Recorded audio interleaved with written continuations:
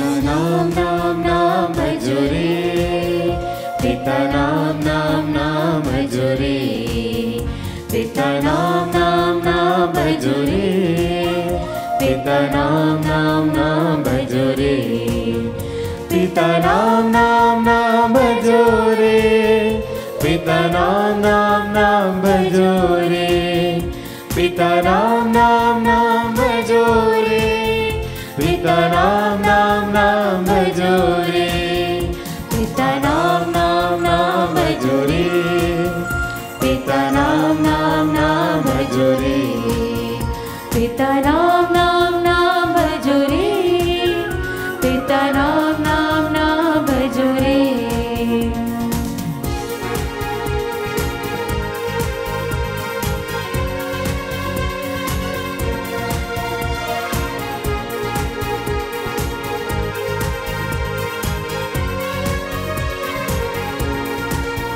यीशु नाम नाम नाम भजो रे, यीशु नाम नाम नाम भजो रे, यीशु नाम नाम नाम भजो रे, यीशु नाम नाम नाम भजो रे, यीशु नाम नाम नाम भजो रे, यीशु नाम नाम नाम भजो रे, यीशु नाम नाम नाम भजो रे, यीशु नाम नाम नाम भजो रे, यीशु नाम नाम नाम भजो रे, यीशु नाम नाम नाम भजो रे, यीशु नाम नाम नाम भजो रे, यीशु नाम नाम नाम भजो रे। मेरे प्रिय लोगों, अब इस वक्त हम प्रभु की उपस्थिति में हैं। कलीसिया से जुड़कर कलीसिया के सभी विश्वासियों के साथ में हम प्रभु की स्तुति आराधना में इस वक्त एक साथ मिलकर लेकिन विभिन्न जगहों से प्रभु की आराधना में एकत्र हुए हैं। माता कलीसिया ही जो है वे हम सबको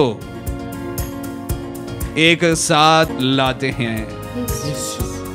वही माता कलीसिया के पुत्र पुत्रियां देश से विदेश से अनेक जगहों से इस वक्त एक साथ मिलकर प्रभु की हुजूरी में, प्रभु की उपस्थिति में प्रभु को इस वक्त निहार रहे हैं।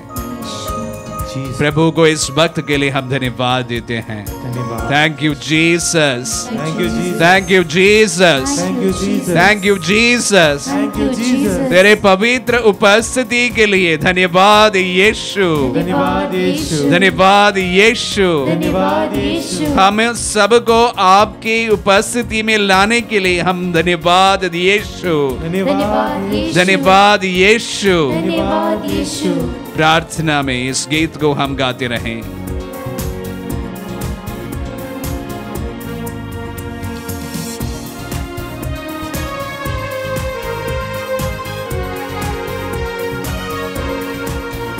आत्मा नाम नाम नाम भजो रे, आत्मा नाम नाम नाम भजो रे, आत्मा नाम नाम नाम भजो रे, आत्मा नाम नाम नाम भजो रे, आत्मा नाम नाम नाम भजो रे, आत्मा नाम नाम नाम भजो रे, आत्मा नाम नाम नाम भजो रे, आत्मा नाम नाम नाम भजो रे, आत्मा नाम नाम नाम भजो रे, आत्मा नाम नाम नाम भजो रे, आत्मा नाम नाम नाम भजो रे, आत्मा नाम नाम नाम भजो रे। पवित्र आत्मा को बुलाते हुए, उनके मार्गदर्शन की मांग करते हुए, उनका गाइडेंस के लिए विशेष रूप से प्रार्थना करते हुए हम इस वक्त प्रभु के वचनों को सुनेंगे। आज का इस आराधना में हम विशेष रूप से परिवार पर लिखी गई एनसिक्लिकल अमोरिस लेटेंसिया के बारे में सुनेंगे। विशेष रूप से इस वक्त इस आराधना में हम परिवारों के लिए प्रार्थना करेंगे। आप सभी परिवारों में रहते हैं। कलीसिया परिवारों से बना हुआ है। कलीसिया के सबसे छोटा प्रारूप परिवार है और परिवार से कलीसिया है। आज हम विशेष रूप से इस आराधना में हम पूरा समय हम परिवारों के लिए प्रार्थना करते हुए, परिवारों को प्रभु की ओर उठाते हुए, परिवारों की जरूरतों के लिए प्रार्थना करते हुए प्रार्थना में इस समय को बिताएंगे। इस वक्त हम विशेष रूप से प्रभु की पवित्र उपस्थिति के लिए प्रार्थना करें, पवित्र आत्मा का मार्गदर्शन के लिए प्रार्थना करें, हमारे परिवारों को समर्पित करें। हम परिवार के हर एक व्यक्ति को जो आपके साथ में इस वक्त उपस्थित है, उन्हें आप बुलाए, परिवार में एक साथ रहें, और अन्यथा वे बाहर है उन्हें भी याद करते हुए विशेष रूप से अपने परिवारों के लिए प्रार्थना करते हुए इस समय को बिताएं। प्यारे भाई और बहनों, और अगर कोई बच्चे हमारे वचनों को सुन रहे हैं, प्यारे बच्चों, हमारे संत पिता फ्रांसिस विशेष रूप से परिवारों के लिए एवं परिवारों की बातों के लिए, समस्याओं से शायद बहुत ही व्याकुल था। समकालीन समय में अगर ऐसा कोई व्यक्ति हो जो इस समय को बहुत इन्फ्लुएंस किया हो, तो उसमें हमारे संत पिता फ्रांसिस का नाम सर्वप्रथम हमें लेना पड़ेगा। उन्होंने हम सबको सिंप्लिसिटी सिखाए, साधारण सा कैसे जिया जाए, इसके बारे में अपने जीवन से उन्हें हमें बड़ी सीख दी है। और वह हर संभव प्रयास किया है कि कलीसिया एवं कलीसिया के टीचिंग्स समय के अनुसार रहे, और विशेष रूप से उनमें से जो करुणा का भाव जो हमें देखने को मिलता है, वह समकालीन समय में किसी भी लीडरशिप से हमें देखने को नहीं मिला है। शायद इस वजह से उन्होंने 2014 और 15 में परिवारों के लिए 2 सिनड बुलाए, और उस सिनड से जो बातें निकली और जो उनके मन में था, ये सारी चीजों को समावेश करते हुए कलीसिया के लिए एक बहुत ही महत्वपूर्ण एनसिक्लिकल एमोरिस लेटेंसिया विशेष रूप से हमें प्रदान की। इसका अर्थ है द जॉय ऑफ लव, प्रेम का आनंद। प्रेम करने में जो आनंद है, पहली बार इसकी चर्चा हुई है कलीसिया के शीर्ष लीडरशिप से। कभी कभी हम इस प्रकार सोचने मजबूर होते हैं कि हम विशेष रूप से त्याग, तपस्या को ज्यादा इंपॉर्टेंट देते समय विशेष रूप से एक जो गुण है प्रेम, उसका इतना इंपॉर्टेंस देते हैं या नहीं, कभी कभी हमें सोचने मजबूर हो जाते हैं। जबकि ये पूरा सिनड के बाद में जो लिखी गई ये पत्र, संत पापा का ये पत्र, its title the joy of love, प्रेम का आनंद। मैं जब कहता हूं कि पहली बार कलीसिया के शीर्ष लीडरशिप से ऐसी कोई पत्र हमें प्राप्त हुआ है जहां पर प्रेम के बारे में, प्यार के बारे में बताया गया है, क्योंकि काफी कंफ्यूजिंग बात रही है ये। और कभी कभी कलीसिया के टीचिंग इस प्रकार भी हमें या लीडरशिप से भी हमें एक प्रकार का विचार आता है कि प्यार के बारे में, प्रेम के बारे में कलीसिया क्या कहती है।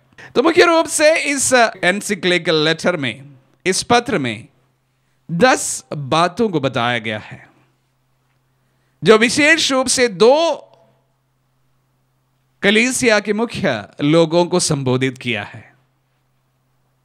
जिस तरह मैंने कहा, सर्वप्रथम परिवारों के लिए और उसी प्रकार कलीसिया के लीडरशिप के लिए, क्योंकि कभी कभी ऐसा कलीसिया का नियम कानून होते हैं जो लोगों के लिए बहुत ज्यादा बोझ बन जाता है।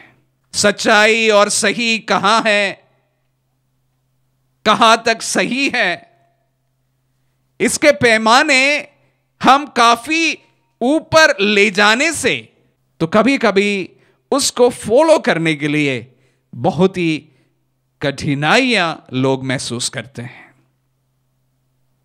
शायद इस वजह से संत पापा ने प्रेरित पत्र को लिखा है। सर्वप्रथम 10 मुख्य बातें हैं, मैं संक्षिप्त में इसके बारे में बताना चाहूंगा। सर्वप्रथम he asks the church to meet people where they are। कलीसिया को पहली बार वह आह्वान देते हैं कि वे विश्वासियों को वो जहां कहीं पर भी है वहां उन्हें मिले।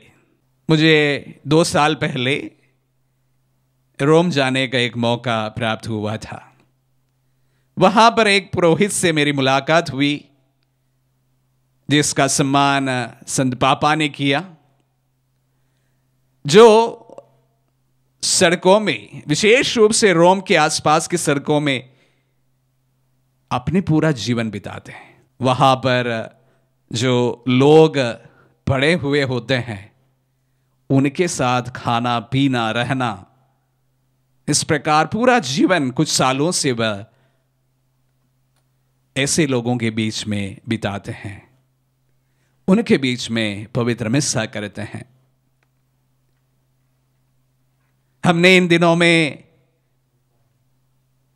सेंट फ्रांसिस का त्योहार मनाया। शायद कलीसिया में प्रथम बार सिंप्लिसिटी का पाठ उन्होंने सिखाया था। उसके बाद इस बात को पुरजोर से किसी ने हमें सिखाया है तो वो संत पापा फ्रांसिस हैं। तो सर्वप्रथम वो कलीसिया के लीडरशिप को ये कहते हैं कि अपने विश्वासियों को जो जैसे वहां है उन्हें वहां पर मिले। कहने का तात्पर्य यह है कि आप चर्च के एक प्रकार के लीडरशिप के ऊपर खड़ा ना रहे, लेकिन नीचे उतरकर अपने विश्वासियों के बीच में अपना निवास बनाए। हम सबके लिए संभव नहीं है कि हम विश्वासियों के बीच रहे, लेकिन हमारा मनोभाव ऐसा रहे कि हम विश्वासियों को और सहजता से समझ सके। हमारा प्रभु ऐसा प्रभु है जो स्वर्ग से उतरा है और मनुष्यों के बीच में अपना निवास पाया है। तो ये आह्वान जो है कलीसिया के लिए है। और दूसरी मुख्य बात वह कहते हैं, respect people's conscience with regard to moral decisions. इस प्रेरित पत्र का मुख्य परिप्रेक्ष्य भी यही है। रिस्पेक्ट एवरीवन्स इंडिविजुअलिटी, सबका अपना अपना कॉन्शियंस को सम्मान दे, किसी के ऊपर जज ना करे। प्रभु ने हम सबको यह सिखाया है, जज not you will not be जज। आप जज ना करें, आपको भी जज नहीं किया जाएगा। Respect people's conscience. ये कॉन्शियंस जो है ऐसा नहीं है कि यह चर्च के लीडरशिप को ही प्राप्त हुआ कोई वरदान है। हर एक व्यक्ति पर ईश्वर का एक प्रकार का पवित्र छाप है, कॉन्शियंस। सब व्यक्तियों में कॉन्शियंस विद्यमान है, ईश्वर का एक अमिट छाप।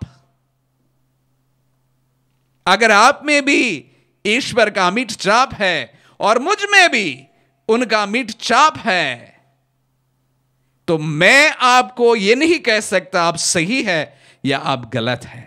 जज ना करें। तीसरी बात वो कहते हैं कि जो लोग अपने शादीशुदा जीवन में सेपरेट हुए हैं रीमैरिज हुआ है, उनका कलीसिया में सम्मान हो। वो किस परिस्थिति से इस प्रकार का एक डिसीजन पर आए हैं और उसको जज करने के लिए हमें कोई हक नहीं है। मैं जो पुरोहित हूं, एक शादीशुदा जीवन जीने वाले व्यक्ति को पूरी तरह से जज करने के लिए शायद असमर्थ हूं, जिसके जिक्र वे इस पत्र में बार बार कहते हैं। तो इसलिए किसी भी व्यक्ति को जज करने के पहले उनके परिप्रेक्ष्य को जाने, उनकी परिस्थितियों को जाने और उसके बाद ही कुछ निर्णय ले। तो इसलिए कहते हैं जो सेपरेट कपल्स हैं, जो सिंगल मदर है, जो डिवोर्स हस्बैंड है, जो रीमैरिड क्रिश्चियंस हैं, उनके साथ किसी भी प्रकार का हम लोग पक्षपात ना करें। वे भी प्रभु के इस कलीसिया का ही पूर्ण सदस्य है, विशेष ध्यान दें। और इस पे बताया गया है कि all members to be encouraged to live a good Christian life. विशेष रूप से परिवारों के परिप्रेक्ष्य में कहते हैं सभी को विश्वासी का जीवन जीने के लिए मौका प्रदान करें। फिफ्थ, पांचवा बात यू कहते हैं, no longer talk about people living in sin. बहुत महत्वपूर्ण बात संत पापा हमारे सामने रखते हैं। किसी को भी जज ना करे कि ये व्यक्ति, फलाना व्यक्ति पाप में जी रहे हैं। कलीसिया की एक बड़ी हिस्ट्री रही है लोगों को एक्सकम्युनिकेट करने का, सेपरेट करने का, लेकिन इसके विपरीत कलीसिया में एक नई क्रांति के रूप में संत पापा कहते हैं किसी को भी पापी कहने का आपका कोई अधिकार नहीं है। यह अधिकार स्वयं प्रभु ने अपने ऊपर नहीं लिया था। जज no one as a person who is living in sin. आपको यह कहने का क्या अधिकार है? आप निरे इंसान हैं। हम में से किसी भी व्यक्ति को दूसरे व्यक्ति के बारे में इस प्रकार की टिप्पणी करने का कोई अधिकार नहीं है, संत पापा कहते हैं। उदाहरण तौर पर मेरी मैगदलीन को हम ले सकते हैं।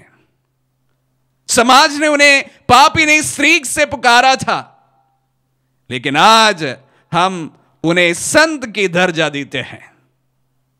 जज करने वाले हम कौन हैं? न्याय करने वाले तुम कौन हो?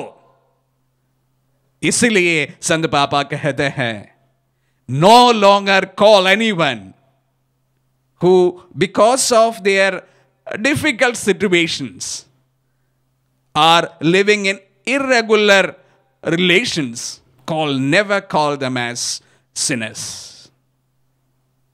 इसका हमारे ऊपर कोई हक नहीं है, कहते हैं संत पापा। और वह कहते हैं विशेष रूप से अपने क्लर्जी पुरोहितों को कि what works in one situation may not work in another situation।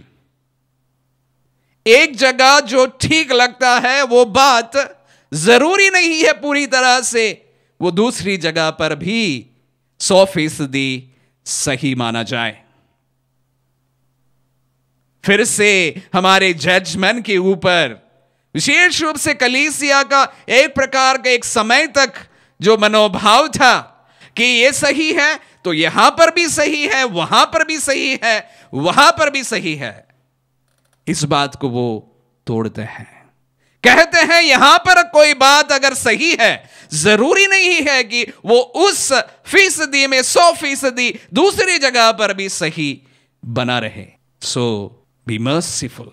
वो आगे कहते हैं church should know longer burden people with unrealistic expectations. बहुत कठोर बात कही है। Church should never burden people with unrealistic expectations. जो आप स्वयं नहीं कर सकते हैं, वो दूसरों को कहने के लिए हमें क्या हक है?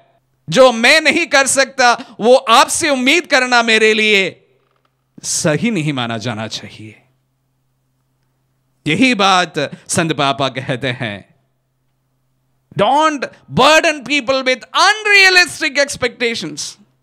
हम सच्चाई और न्याय की ऐसी परिभाषा बनाते हैं कि वहां पहुंचना ना खुद के लिए मुमकिन है, ना किसी और के लिए मुमकिन है। प्रभु ने ऐसा नहीं किया है तो शास्त्रियों ने इस प्रकार का कार्य किया है। We are pastors. Church leadership should know what is pastoring his flock. संत पापा कहते हैं, वो आगे अच्छे प्रैक्टिकल बात कहते हैं, children should be educated about sex and sexuality. ये चीजें पुलपिट से अधिकतर समय नहीं बताया जाता है, पर संत पापा कहते हैं कि हमारे बच्चों को सेक्स एजुकेशन देना जरूरी है। शायद जरूरी है, शुरू से लेकर वयस्क होने तक उन्हें सेक्स एजुकेशन देना जरूरी है। आगे कहते हैं, gay men and women should not be rejected. कलीसिया का पहला जो भी सोच है, विचार है, उसके विपरीत सबको प्रभु के कंपैशनेट पास्टर का रूप में देखते हुए कहते हैं कि जो लोग एक प्रकार के गे जो हम कहते हैं, पुरुष हो या स्त्री हो, उन्हें कलीसिया से कभी भी रिजेक्ट नहीं करना चाहिए। संत पापा ये नहीं कहते हैं कि गे मैरिज इज राइट, ऐसा नहीं कहते हैं, लेकिन a compassionate father, our Lord was a compassionate father. So too Pope Francis. So too all the pastors should be a compassionate pastor, a compassionate father. जिस तरह प्रभु स्वयं सहनशील एक पिता थे, उसी प्रकार हम देखते हैं हमारे संत पिता फ्रांसिस भी बहुत ही क्षमाशील एवं सहज एक पिता है। वही वह अपने कलीसिया के पुरोहितों से भी एक्सपेक्ट करते हैं। We are called fathers. एक फादर है तो उस प्रकार का एक दिल भी होना बेहद जरूरी है। अगर एक पुरोहित है, एक फादर है, तो जिस तरह अपने बच्चों को वो ख्याल रखते हैं, हो सकता है वो हमारी बातों को नहीं मानते हो, फिर भी एक पिता अपने पुत्र को नहीं टुकरा पाते हैं। यही मनोभाव कलीसिया का होना है, संत पापा कहते हैं। और अंत में इसमें कहते हैं कि all are to be welcomed. सभी का स्वागत अपने कलीसिया में होना चाहिए। किसी को जज ना करे, किसी को पापी ना बुलाए, किसी को दूर ना रखे, सभी का स्वागत हो। पिता के घर में सबका स्वागत होता है। लूकास सुसमाचार अध्याय 15 में उसका सबसे महत्वपूर्ण कहानी हम पढ़ते हैं। जब उड़ाव में अक्सर कहता हूं, पिता की कहानी हम सुनते हैं, पढ़ते हैं। अपने पुत्र को गले लगाने के लिए बेचैनी के साथ में खड़े उस पिता जैसे कलीसिया बने, कलीसिया का लीडरशिप बने, कलीसिया के विशेष रूप से पुरोहित बने। तो जिस तरह मैंने आप सबों को कहा, विशेष रूप से कलीसिया में कलीसिया के लीडरशिप और उनके मनोभाव के ऊपर इस प्रेरित पत्र लिखा गया है। ये एक वेलकम कॉल है सबों के लिए कलीसिया में वापस लौट आने का। जिन्हें हम दूर रखते थे पापी बुलाकर, उन्हें वापस अपने घर में स्वागत करने का समय है। प्रभु के सामने हमारा सबका स्वागत होता है हर समय। और उसी प्रकार कलीसिया बने, यही संत पापा का आह्वान है। जब इस प्रेरित पत्र लिखते समय बहुत सारे थियोलॉजियन के मन में अनेक सवाल भी थे, लेकिन एक अच्छे पिता के रूप में संत पिता ने इस प्रेरित पत्र को लिखा है और इसके द्वारा अपने सभी दास दासियों को, अपने सभी पुत्र पुत्रियों को वापस कलीसिया में लौट आने का न्योता दिया है। हो सकता है आपके पैरिश में भी इस प्रकार के लोग हो जो कलीसिया से थोड़ा सा विमुख हो, उन्हें वापस लौटाने का समय है, स्वागत करने का समय है, पुनः आलिंगन करने का समय है, क्योंकि कलीसिया सबका है, प्रभु सबका है। जिस तरह एक पिता अपने पुत्र को वापस गले लगाते हैं, भले कितने ही दूर वो चले जाते हो, उसी प्रकार कलीसिया भी अपने सभी पुत्र पुत्रियों को वापस गले लगाने का ये अवसर है और संत पापा का ये महत्वपूर्ण आह्वान है। हम सभी इसका कान दे। जब इस बातों को बताते समय मैं विशेष रूप से परिवारों के परिप्रेक्ष्य में भी एक शब्द जोड़ना चाहूंगा। प्यारे भाई और बहनों, और विशेष रूप से माता पिताओं, बच्चों के भविष्य निर्माण में आपकी अहम भूमिका है। जितनी आपकी भूमिका है किसी की भी नहीं है। आपके बच्चे और आपके बच्चों का भविष्य आप पर निर्भर है। जिस तरह आप चलेंगे उस तरह आपके पुत्र पुत्रियां चलेंगे। इसीलिए इस जवाबदारी को पूरी ईमानदारी के साथ समझे और निभाए। एक शब्द बुजुर्ग माता पिताओं को भी, अगर आपके पुत्र आपकी पुत्री आपसे विमुख हो गए हैं, दूर चले गए हैं, जब प्रभु के वचनों को सुनते समय, विशेष रूप से इस प्रेरित पत्र के बारे में जानने का इस मौके के अवसर पर उन्हें क्षमा करने का हम कोशिश करें। जिस तरह प्रभु सबको गले लगाते हैं, सबको वापस बुला लेते हैं, आप भी अगर आपके पुत्र पुत्रियों से कोई भी प्रकार की चूक हुई हो जीवन में, उसे भुला दे, क्षमा प्रदान करे। आमीन। हम इस वक्त अपनी विशेष रूप से सिस्टर रोज के साथ में चंगाई आराधना में भाग लेंगे।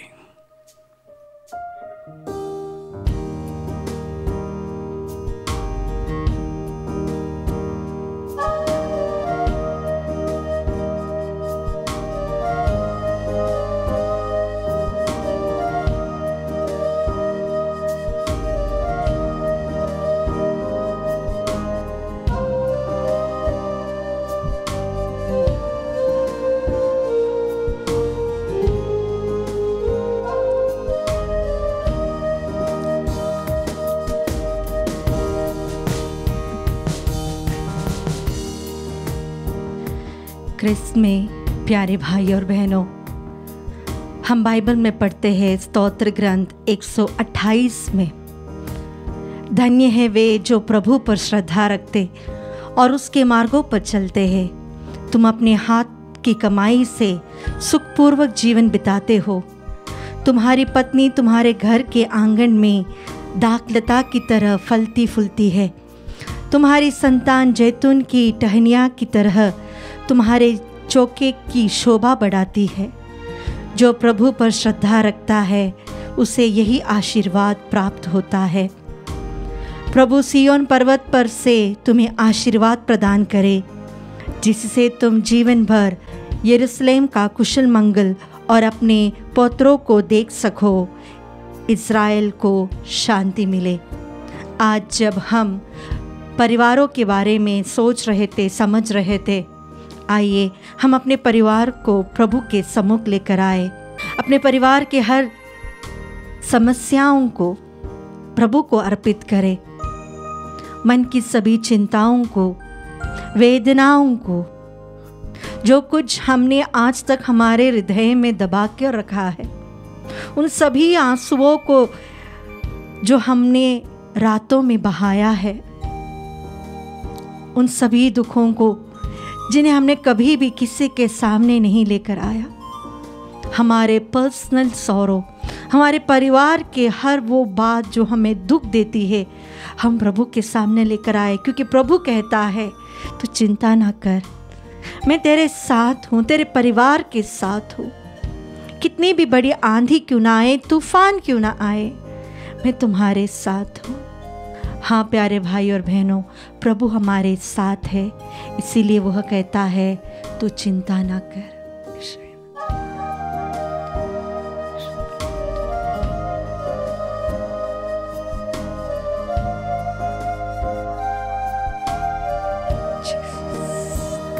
चिंता न कर,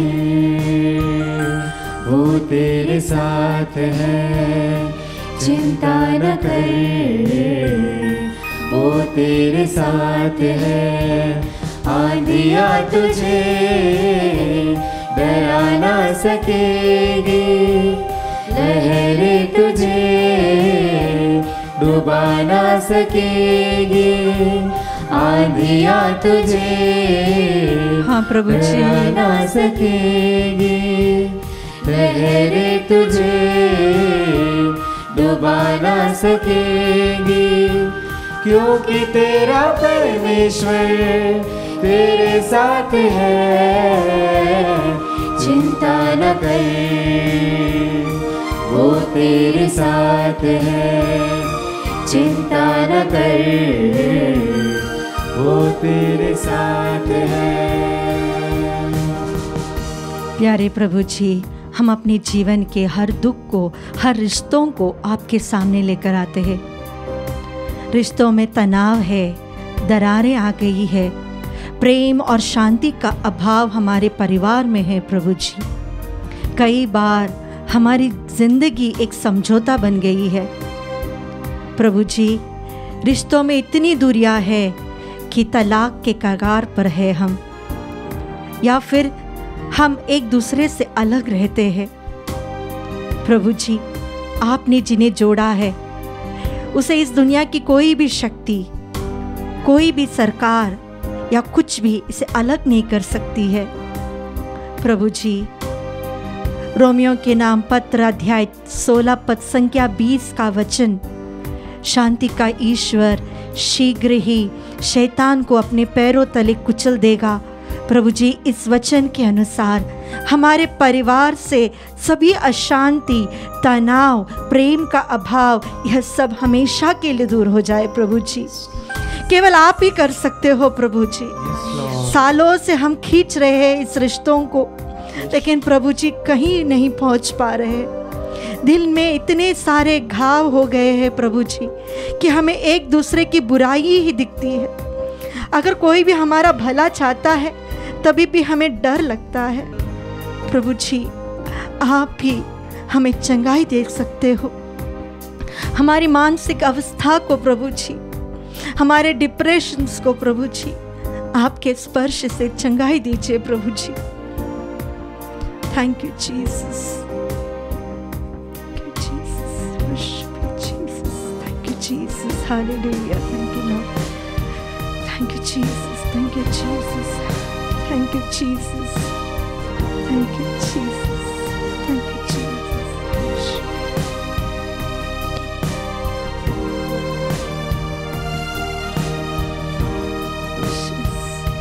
जीवन की राहों में हालात यूं होंगे, सूझेगा ना कुछ भी। हाँ प्रभु जी, जब द्वार बंद होंगे जीवन की राहों में, थैंक यू जीसस, हालात यूं होंगे प्रभु जी, सूझेगा ना कुछ भी। जब द्वार बंद होंगे फिर भी भरोसा तेरा यीशु पे रखना। मतलब की इस दुनिया में यीशु है अपना, चिंता न कर, थैंक यू जीसस, वो तेरे साथ है। अपने हाथों को उठाते हुए अपने परिवार को प्रभु को समर्पित करें, सभी रिश्तों को प्रभु को समर्पित करें, अपने जीवन साथी को प्रभु को समर्पित करें, माता पिता बच्चों को समर्पित करके स्तुति करें। Hallelujah hallelujah hallelujah hallelujah. यीशु आपकी स्तुति हो, यीशु आपकी आराधना प्रभु जी। Thank you Jesus, we praise you Jesus. Hallelujah hallelujah hallelujah. प्रभु तेरी स्तुति हो, प्रभु तेरी आराधना प्रभु तेरी स्तुति हो प्रभु जी। आपके स्पर्श से हमारे जीवन को बदल दीजिए प्रभु, टूटते हुए रिश्तों को प्रभु जी जोड़ दीजिए प्रभु जी। Thank you Jesus, thank you Jesus, thank you Jesus, Jesus Jesus. Hallelujah hallelujah hallelujah. Divorce के सभी कारण हमारे जीवन से दूर हो जाए प्रभु जी, प्रेम हमारे परिवार में राज करे प्रभु जी। Thank you Jesus, thank you Jesus, thank you Jesus. प्रभु जी हम अपने बच्चों को समर्पित करते हैं। कई बार हमारे बच्चे हमारी बात नहीं मानते प्रभु जी, वह राह भटक जाते हैं प्रभु जी, बुरी आदतों में बुरी संगत में फंस जाते हैं प्रभु जी। हमारे युवकों को हम ज्यादा प्रभु जी आपके सामने लाते हैं प्रभु जी, काफी निराशा में है प्रभु जी, हताश है अपने जीवन से प्रभु जी। प्रभु जी कईयों को नौकरी नहीं है प्रभु जी, बेरोजगारी से प्रभु जी भटक रहे हैं प्रभु जी। आपने अगर इनका स्पर्श नहीं किया तो ये आपसे कहीं दूर हो जाएंगे, इस दुनिया के माया मोह में भटक रहे हैं प्रभु जी। आपके प्रकाश से इनके जीवन को प्रकाशित कीजिए प्रभु जी। प्रभु जी कईयों को प्रभु जी इतने डिप्रेशंस में है कि वे दवाइयाँ ले रहे हैं प्रभु जी। प्रभु जी हमारे बच्चों को पढ़ाई नहीं हो रही है, बहुत सारे इंटरव्यूज़ दे रहे हैं, वो उसमें भी सफलता नहीं मिल रही है, बहुत सारे एग्ज़ाम्स लिख रहे हैं प्रभु जी। प्रभु जी हमारे बच्चों को, हमारे यूथ को प्रभु जी आप स्पर्श कीजिए प्रभु जी, आपका हाथ उनके जीवन में बढ़ाइए प्रभु जी, विश्वास में उनको आगे बढ़ाइए प्रभु जी। अगर उनके हृदय में आपके प्रति प्रेम हो, विश्वास हो, तो उनके जीवन में बहुत आशीषें आएंगे प्रभु जी। जिस प्रकार हमने स्तोत्र ग्रंथ 128 में पढ़ा प्रभु जी, एक व्यक्ति जो आप पर विश्वास करता है, एक व्यक्ति जो आप पर अपना आस्था रखता है, उसके परिवार पर आप अनेक आशीष बरसाते हैं प्रभु जी। हम हमारे बच्चों को, हमारे युवाओं को लेकर आते हैं प्रभु जी, आपके स्पर्श से उनके जीवन को बदल दीजिए प्रभु जी, निराशा को आशा में बदल दीजिए प्रभु जी। प्रभु जी हम हमारे माता पिता जो काफ़ी बुजुर्ग है प्रभु जी, जो हमारे साथ अभी जुड़े हुए हैं, उन सभियों के लिए प्रार्थना करते हैं। अकेलेपन में, बुढ़ापे के सारी तकलीफ जो अकेले झेल रहे हैं, उन सभी वेदनाओं को प्रभु जी आपको समर्पित करते हैं। आपने आपकी माँ की देखभाल की थी, आपने आपके माँ के बारे में आपके मन में एक चिंता थी प्रभु जी। इनके बच्चे इन्हें छोड़कर गए, उस सभी अवस्थाओं को, जो शब्द, कटु शब्द इन्होंने सुने थे, वो सभी घावों को प्रभु जी आपके छेदित हाथ से स्पर्श कीजिए प्रभु जी। हम प्रार्थना करते हैं, हमारे परिवार के आर्थिक समस्याओं को लेकर आते हैं प्रभु जी। प्रभु जी नौकरी नहीं है, नौकरी चली गई है, नौकरी में बहुत सारे उलझन हैं, परेशानियां हैं प्रभु जी। प्रभु जी आर्थिक स्थिति इतनी कमज़ोर हो रही है ये 1-2 साल में प्रभु जी। प्रभु जी उन सभी परिवारों पर आपका आशीष हो प्रभु जी। फिलिपियों के नाम पत्र अध्याय 4 पद संख्या 19 में प्रभु जी आपने कहा है, मेरा ईश्वर आप लोगों को ईसा मसीह द्वारा महिमान्वित कर उदारता पूर्वक आपकी सभी आवश्यकताओं को पूरा करेगा। प्रभु जी हमारे सभी आर्थिक आवश्यकताओं पर आप नज़र डालिए प्रभु जी। हम मांगने से पहले ही हमारी सारी मांगे पूरी करने वाले आप एक ही ईश्वर हो प्रभु जी। हमारे जीवन के सभी व्यक्तियों को, हमारे व्यवसाय को, हमारे कामकाज को सभी आपको समर्पित करते हुए हम आपकी स्तुति करते हैं। Hallelujah hallelujah. प्रभु जी आपके आशीष हमारे फाइनेंशियल प्रॉब्लम्स में हो प्रभु जी, आपके आशीष हमारे बच्चों पर हो प्रभु जी, आपके आशीष हमारे यूथ पे हो प्रभु जी, आपके आशीष हमारे पेरेंट्स पे हो प्रभु जी। Thank you Jesus Jesus Jesus Jesus Jesus Jesus प्रभु जी, thank you Jesus Jesus Jesus Jesus. Hallelujah प्रभु, hallelujah hallelujah hallelujah hallelujah hallelujah hallelujah. Thank you Jesus, thank you Jesus. Hallelujah प्रभु जी, प्रभु जी, thank you Jesus, thank you Jesus, thank you Jesus, thank you Jesus. प्रभु जी हमारे परिवार में बच्चे नहीं हैं प्रभु जी, ऐसे कई परिवार है जो निसंतान है प्रभु जी, सालों से दवाइयाँ कर रहे हैं, दर दर भटक रहे हैं प्रभु जी। जिस प्रकार हम जेनेसिस चैप्टर 25 वर्स 21 में पढ़ते हैं, इसहाक ने अपनी पत्नी रबेका के लिए प्रार्थना की क्योंकि वह निसंतान थे। प्रभु ने उसकी प्रार्थना सुनी और उसे संतान प्राप्ति हुई। प्रभु जी इस वचन के अनुसार हम उन सभी कपल्स के लिए प्रार्थना करते हैं प्रभु जी, विशेषकर उन सभी महिलाओं के लिए जो अभी प्रेग्नेंट है प्रभु जी। आपके स्पर्श से, आपके वचन से, आपके पवित्र लहू से उन्हें धो दीजिए, उन्हें आशीर्वाद दीजिए प्रभु जी। हम प्रार्थना करते हैं, हमारे परिवार में कई लोग बीमार हैं, हम भी बीमार हैं प्रभु जी। हमारे शरीर में कई वेदनाएं हैं, हमारी मानसिक अवस्था प्रभु जी उतना अच्छा नहीं है प्रभु जी। हमारी सभी बीमारियों को समर्पित करते हैं, शरीर की सभी वेदनाओं को प्रभु को समर्पित करते हैं प्रभु जी।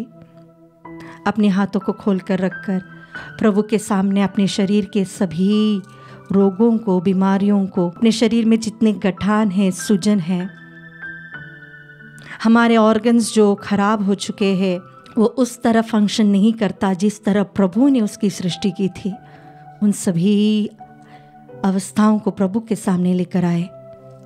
हमारे परिवार से जो हॉस्पिटल में एडमिट है, आईसीयू में है, उन सभी व्यक्तियों को लेकर आए।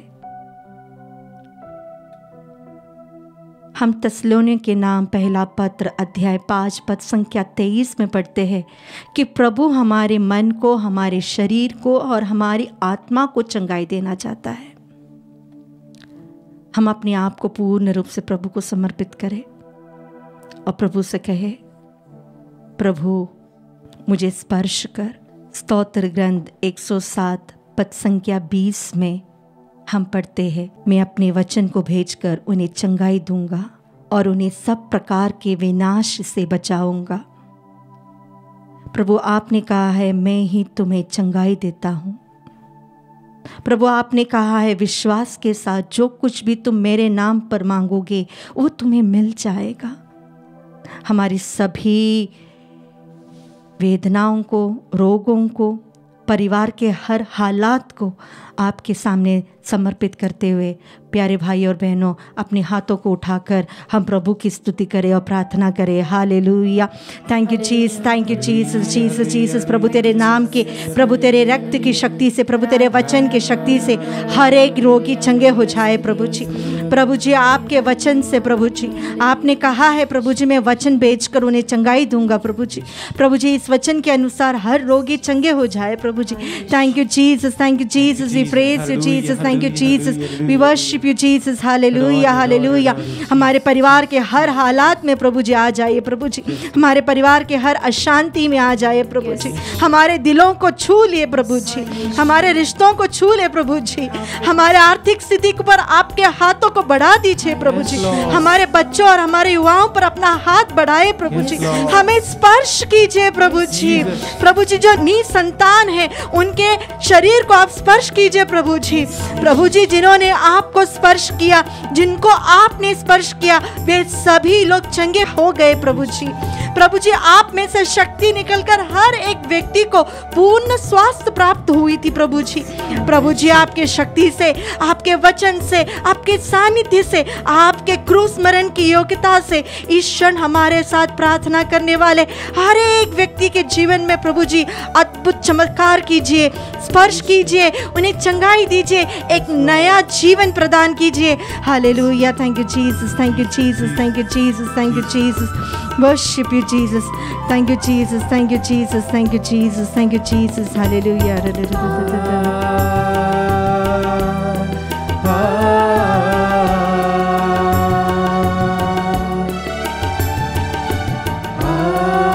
हालेलुया जीसस, दया करो प्रभु जी।